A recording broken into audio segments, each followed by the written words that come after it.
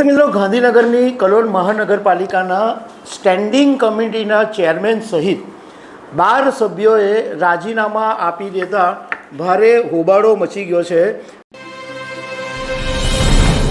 નમસ્કાર દર્શક મિત્રો, પ્રધાનમંત્રી નરેન્દ્ર મોદી ગુજરાતની મુલાકાતે આવે એના 5 દિવસ પહેલાં ગાંધીનગરના કલોલ નગરપાલિકાની અંદર એવું બન્યું કે 12 સભ્યોએ રાજીનામા આપી દીધા. એને કારણે ભારે હોબાળો મચી ગયો છે. આ વાતથી એ વાત સાબિત થાય છે કે ભાજપની અંદર હવે આંતરિક વિખવાદ વધી રહ્યો છે. જે શિસ્તની પાર્ટી કહેવાતી હતી એની અંદર હવે આંતરિક ડખાઓ વધારે ઊભા થયા છે.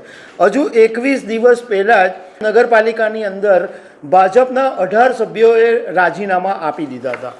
તો આના વિશે હું તમારી સાથે વાત કરીશ. મારું નામ રાજેશ શાહ છે અને તમે જોઈ રહ્યા છો ખબરછે.com. દર્શક મિત્રો, ગાંધીનગરની કલોલ મહાનગરપાલિકાના સ્ટેન્ડિંગ કમિટીના ચેરમેન સહિત 12 સભ્યોએ રાજીનામા આપી દેતા ભારે હોબાળો મચી ગયો છે. અને આ વાત ગુજરાત પ્રદેશ પ્રમુખ CR પાટીલ સુધી પણ પહોંચી છે. અને અત્યારે પ્રધાનમંત્રી નરેન્દ્ર મોદી આવી રહ્યા છે એ પહેલાં કોઈ મોટી બબાલ ઊભી નહીં થાય એટલા માટે ડેમેજ કંટ્રોલ કરવાની કોશિશ પણ કરવામાં આવી રહી છે. હવે આ જે કલોલ નગરપાલિકાના જે ભાજપના સભ્યો છે એમણે રાજીનામા શું કામ આપ્યા એનું કારણ એવું છે કે થોડાક દિવસો પહેલાં જે કલોલના ધારાસભ્યની ગ્રાન્ટમાંથી 7.5 કરોડ રૂપિયા વિકાસના કામો માટેનું એક ટેન્ડર કરવાનું હતું. પણ સ્ટેન્ડિંગ કમિટીના ચેરમેને રીટેન્ડરિંગ કરવા માટેનો આગ્રહ કર્યો અને એ પછી એટલી બધી બબાલ મચી ગઈ કે સ્ટેન્ડિંગ કમિટીના ચેરમેનને લાફા મારવામાં આવ્યા. અને એક મહિલા કોર્પોરેટરના પતિ હતા એ કેબિનમાં, તો એમને પણ લાફાવાળી થઈ હતી. આ પછી 12 સભ્યોએ રાજીનામા ધરી દીધા છે. હવે આની અંદર મુસીબત એ ઊભી થઈ કે કલોલ નગરપાલિકા છે એની અંદર ટોટલ 44 બેઠકો છે. અને અત્યારે ભાજપની પાસે 33 બેઠકો અને કોંગ્રેસની પાસે 11 બેઠકો છે. હવે આ જે 12 સભ્યોએ રાજીનામા આપ્યા એ માત્ર કલોલ નગરપાલિકામાંથી જ નહીં, પાર્ટીમાંથી બી રાજીનામા આપી દીધા છે. હવે જો આ 12 સભ્યોના રાજીનામા મંજૂર થઈ જાય તો કલોલ નગરપાલિકામાંથી ભાજપે સત્તા ગુમાવવાનો વારો આવી શકે.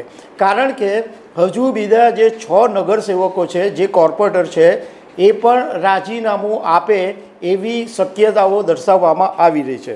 જોકે આ કલોલ નગરપાલિકામાં પહેલી વખત બબાલ નથી થઈ. ગયા વર્ષે બી એવું જ બનેલું કે કલોલ નગરપાલિકાના પ્રમુખ અને સ્ટેન્ડિંગ કમિટીના ચેરમેનની નિમણૂક થયેલી ત્યારે પણ ભારે હોબાળો મચી ગયેલો અને તે વખતે પણ 12 લોકોએ રાજીનામા આપી દીધેલા. જે 12 લોકોએ રાજીનામા આપ્યા છે એમાં પ્રકાશ વરગડે જે સ્ટેન્ડિંગ કમિટીના ચેરમેન છે, હિમાક્ષી સોલંકી જે કલોલ નગરપાલિકાના ઉપપ્રમુખ છે, એ ઉપરાંત ઉષાબેન રાવળ, મુકુંદ પરીખ, કિંજલબેન પરમાર, નિખિલ બારોટ, જલ્પાબેન શાહ, અલ્પા પટેલ, શૈલેન્દ્ર વાઘેલા, લક્ષ્મી ભૂતળિયા, રમીલા પટેલ, વિરેન્દ્રસિંહ રાઠોડ, આટલા 12 સભ્યોએ રાજીનામા આપી દીધા. હજુ 21 દિવસ પહેલાં બનાસકાંઠાના ડીસા નગરપાલિકાની અંદર પણ આવી જ મોટી બબાલ ઊભી થઈ હતી.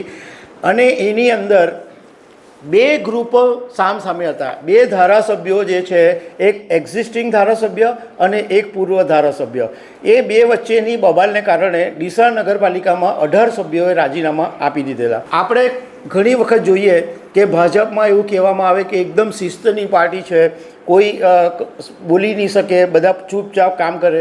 પરંતુ છેલ્લા કેટલાક વખતથી એવું રીતસરનું દેખાઈ રહ્યું છે કે હવે આંતરિક ડખાઓ બહાર આવી રહ્યા છે. તો દર્શક મિત્રો, આવી અનેક વાતો સાથે અમે તમને મળતા રહીશું. Thank you very much.